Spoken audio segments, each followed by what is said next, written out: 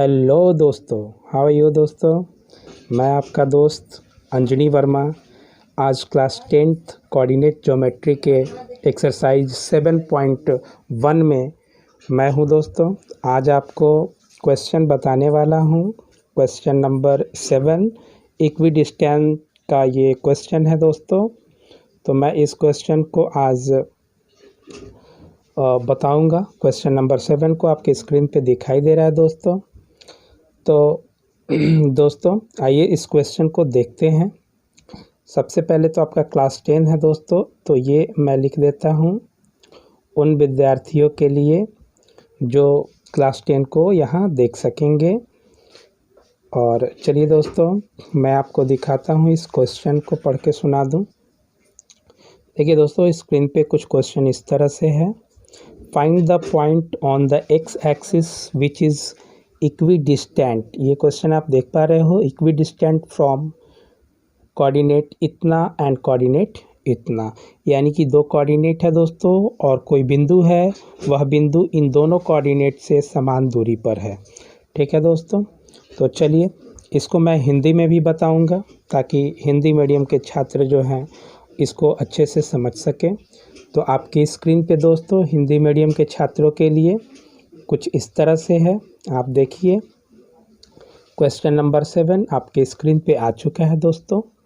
X अक्ष पर वह बिंदु ज्ञात कीजिए, ठीक है, जो इस कोऑर्डिनेट और इस कोऑर्डिनेट से समदूरस्थ है, यानी कि समान दूरी पर है।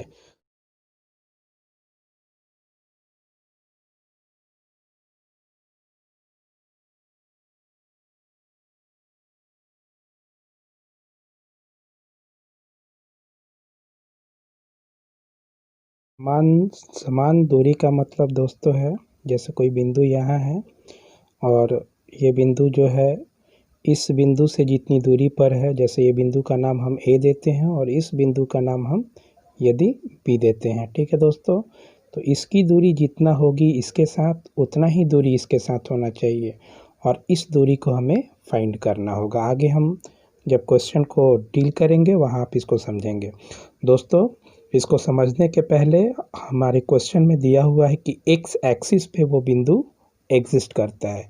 तो आइए देखते हैं एक्स एक्सिस पे बिंदु जब कोई रहेगा तो उसका कोऑर्डिनेट क्या होता है। यानी कि यह बिंदु एक्स एक्सिस पे है और ये इन दोनों से बराबर दूरी पर है, तो एक्स एक्सिस पे जो बिंदु होगा उसका कोऑर्डिनेट क्या होगा, आइए देखते हैं। देखिए दोस्तों, इस एक्स एक्सिस पर मान के चलते हैं कि इस 4 के पास ये बिंदु लाई करता है। ठीक है दोस्तों, तो इस एक्स एक्सिस पे ओरिजिन से इसका कुछ डिस्टेंस होगा दोस्तों, देख रहे हो 0 से 4 तक गया है, तो इसका कुछ ये डिस्टेंस हो जाएगा दोस्तों। लेकिन ये y जो है ये कुछ बढ़ा ही नहीं, देखो ये y यहाँ से इस बिंदु से ये ऊपर की तरफ गया ही नहीं है दोस्तों, मतलब इसका y का डिस्टेंस नहीं है। x का डिस्टेंस तो है लेकिन y का डिस्टेंस नहीं है। इस ओरिजिन से ये कुछ दूरी x एक्सिस पे है और ये बिंदु कहाँ पर है, 4 पर है। लेकिन यदि इसके y के सापेक्ष अगर देखते हैं वर्टिकल लाइन, तो बिल्कुल ये बढ़ा ही नहीं। इसका मतलब है कि इस पर x पर इसका यदि वैल्यू अगर 0 1 2 3 नहीं दिया हो, तो यहाँ तक की दूरी को यदि हम x एक्सिस पे x मान ले, तो y तो इसका कुछ बढ़ा ही नहीं, वर्टिकल लाइन तो बढ़ा नहीं, तो इसका y क्या हो जाएगा, 0। मेरा कहने का मतलब है कि x एक्सिस पर किसी बिंदु का कोऑर्डिनेट जो है, निर्देशांक जो है, वह दोस्तों x, 0 होता है। यानी कि x की कुछ दूरी होगी, हो सकता है इस x के जगह पे 3 हो, 4 हो, 5 हो, यानी कि यह x वेरिएबल है। लेकिन y देखिए दोस्तों, वर्टिकल लाइन कहीं बढ़ रहा है इस 4 पे, नहीं, वर्टिकल लाइन बढ़ा ही नहीं। तो वर्टिकल लाइन नहीं बढ़ा मतलब कि y की डिस्टेंस है ही नहीं, तो y क्या बन गया, 0। चलिए दोस्तों अब हम अपने क्वेश्चन को सॉल्व। चलिए दोस्तों क्वेश्चन नंबर 7 का हम लोग हल देखते हैं। सॉल्यूशन, या इसे हिंदी में हल कह सकते हो। समदूरस्थ की बात है, एक्स अक्ष पर वह बिंदु ज्ञात कीजिए जो इतना कोऑर्डिनेट और इतना कोऑर्डिनेट से समदूरस्थ है, जो कि क्वेश्चन आप लोग देख चुके हो। तो ये मान के चलते हैं कि ये एक्स एक्सिस है और यहाँ कोई बिंदु है और यहाँ कोई बिंदु है। इस बिंदु का कोऑर्डिनेट 2, -5 है और इसका कोऑर्डिनेट -2, 9 है। ठीक है दोस्तों, तो उस बिंदु को हमें ज्ञात करना है, ठीक है, जो हमारा एक्स अक्ष पर हो और यह दोनों ही पॉइंट से इक्वी डिस्टेंट पे हो, समदूरस्थ हो। यदि यहाँ से इतना की दूरी यदि 2 सेंटीमीटर है, समझाने के लिए दे रहे हैं दोस्तों, तो यहाँ से यहाँ तक की भी दूरी क्या होनी चाहिए, 2 सेंटीमीटर। मेरी बात समझ में आ गई? इसी को कहते हैं क्या, इक्वी डिस्टेंस। इक्वी डिस्टेंस पे हो यानी कि समदूरस्थ हो। ठीक है दोस्तों, समदूरस्थ। हिंदी वाले छात्र भी इस बात को ध्यान देंगे। ठीक है दोस्तों, तो सबसे पहले एक्स एक्सिस की बात है, तो इसका कोऑर्डिनेट क्या होगा, एक्स एक्सिस पे एक्स और वाई हमारा 0 हो जाता है। ठीक है, तो इस बिंदु को यदि हम रिलेट कर लेते हैं क्या, कि यह बिंदु का नाम P है। ठीक है, तो पहले वाले बिंदु को हम A मान लेते हैं और इसे B।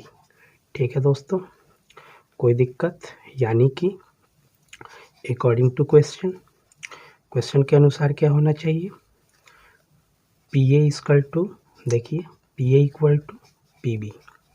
जो PA की दूरी होगी वही दूरी किसकी होनी चाहिए, PB की, और यह दोनों दूरी आपस में क्या होगा, बराबर होगा। ठीक है दोस्तों, तो चलिए स्क्वायरिंग बोथ साइड, अगर बीच में इक्वल का साइन है तो हम इसके साथ गुना भाग जोड़, अगर पहले वाले के साथ LHS में +2 जोड़ेंगे तो RHS में भी +2 जोड़ेंगे, तो इससे इक्वेशन पे कोई फ़र्क नहीं पड़ता है। क्यों, वो आपस में कैंसिल हो जाता है। तो यहाँ पर स्क्वायरिंग बोथ साइड हम लिख लेते हैं, स्क्वायरिंग बोथ साइड, दोनों तरफ हम स्क्वायर लगाते हैं। हिंदी वाले छात्र यही लिखेंगे, दोनों तरफ घात 2 लगाने पर, देखिए घात 2 हम लगा दिए। ठीक है, तो दोस्तों दोनों तरफ हमने स्क्वायर लगा दिया। अब देखिए PA दूरी को निकालने के लिए डिस्टेंस फार्मूला आप लोग के मालूम है, क्या होता है डिस्टेंस फार्मूला, तो लिखिए √x2 - x1 का होल स्क्वायर। ठीक है, और प्लस y2 - y1 का होल स्क्वायर। इस पूरे के ऊपर क्या लगने वाला है दोस्तों, स्क्वायर। ठीक है, तो उसी तरह से यहाँ भी √x2 - x1 का whole square plus y2 - y1 का दोस्तों होल स्क्वायर।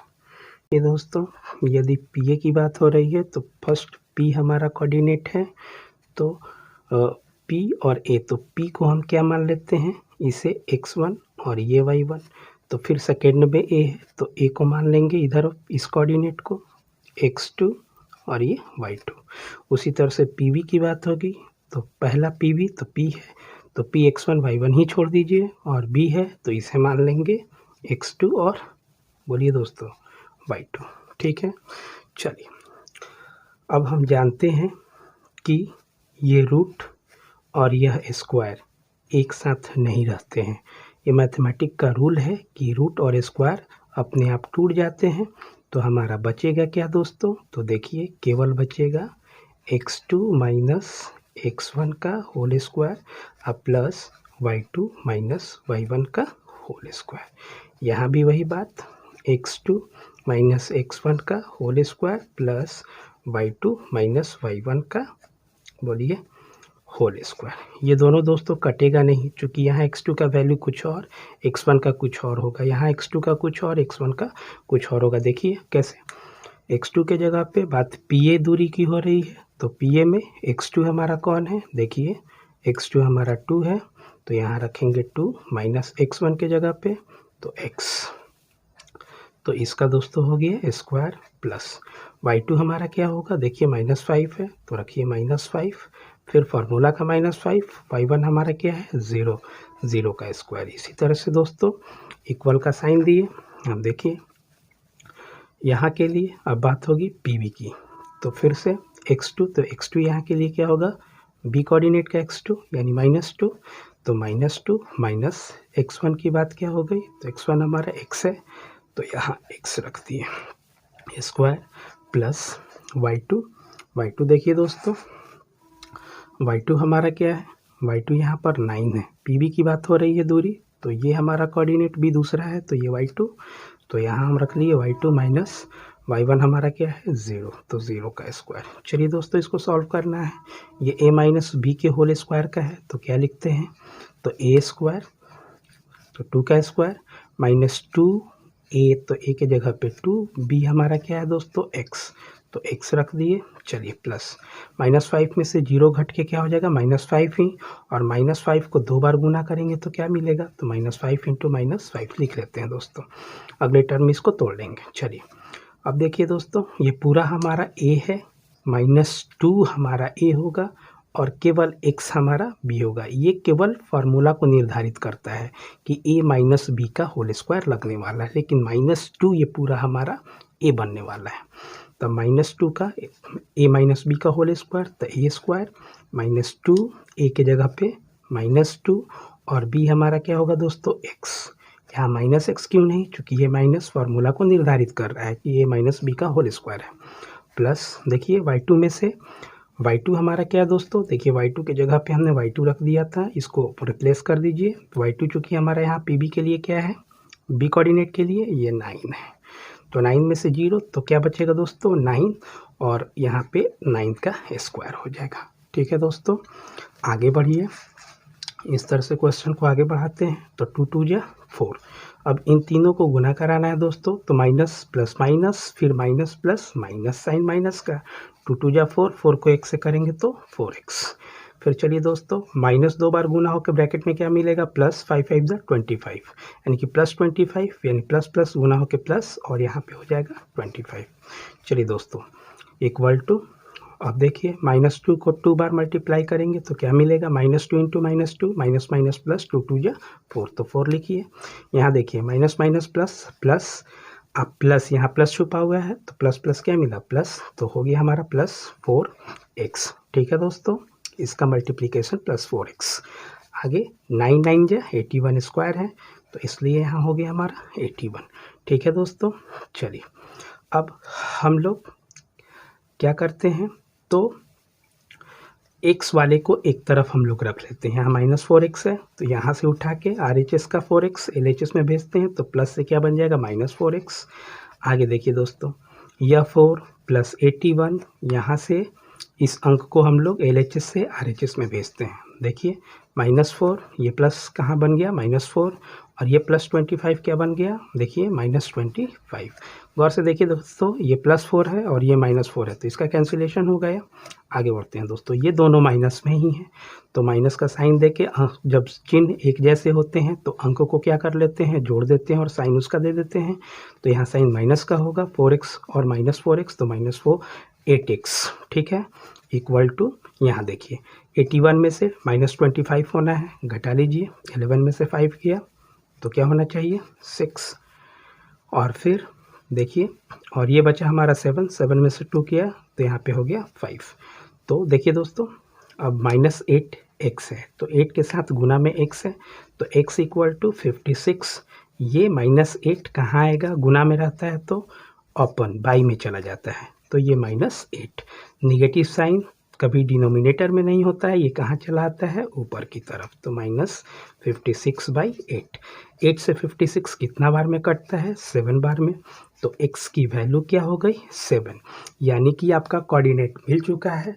वो कोऑर्डिनेट देखिए x की वैल्यू क्या आई है 7, यानी x यहाँ p के लिए कोऑर्डिनेट आपने क्या माना था, x एक्सिस पे p का कोऑर्डिनेट क्या होगा, तो x एक्सिस पे x ही रहता है, y 0 हो जाता है, तो x की वैल्यू 7 आ गई, इसलिए x 0 था, तो यहाँ पे हम लिख सकते हैं 7,0, यह मेरा p का कोऑर्डिनेट होगा दोस्तों। ठीक है, तो ये हमारा क्या हो गया आंसर। ठीक है दोस्तों, तो इस तरह से हम लोगों ने क्या देखा, सॉरी दोस्तों, यहाँ -7 देना भूल गए आप लोग। देखिए यहाँ माइनस है, तो इस जगह पे हम लोग क्या दे देंगे, माइनस, तो इसका साइन माइनस का हो जाएगा। इसको ध्यान रखिएगा, यहाँ माइनस थोड़ा सा मिस्टेक हो गया, इसको देख नहीं पाया। तो ये 7 जो है उसका साइन क्या आ चुका है, माइनस, तो x के जगह पे हमने क्या पुट कर दिया, -7, 0, यानी p का कोऑर्डिनेट क्या आया, इस p का कोऑर्डिनेट देखिए इस p बिंदु का, तो -7, 0, यही आंसर है। इस तरह से NCERT का 7.1 एक्सरसाइज का लगभग क्वेश्चन को हमने कवर करा दिया है दोस्तों। अब अगले वीडियो में आपको बताएंगे सेक्शन फार्मूला को हम प्रूव करेंगे, और उसके बाद हम लोग 7.2 एक्सरसाइज को कवर करेंगे दोस्तों। ठीक है, तब तक के लिए आप लोग घर पे अच्छे से मेरे वीडियो को देखिए, समझिए, जहाँ कहीं भी दिक्कत होता है उसको रिपीट कीजिए और पढ़िए दोस्तों। यदि कोई क्वेश्चन आप लोगों को फिर भी दिक्कत करता है तो आप लोग हमारे कमेंट सेक्शन में आकर के कमेंट करें, मैं उसका सम्मान करूँगा।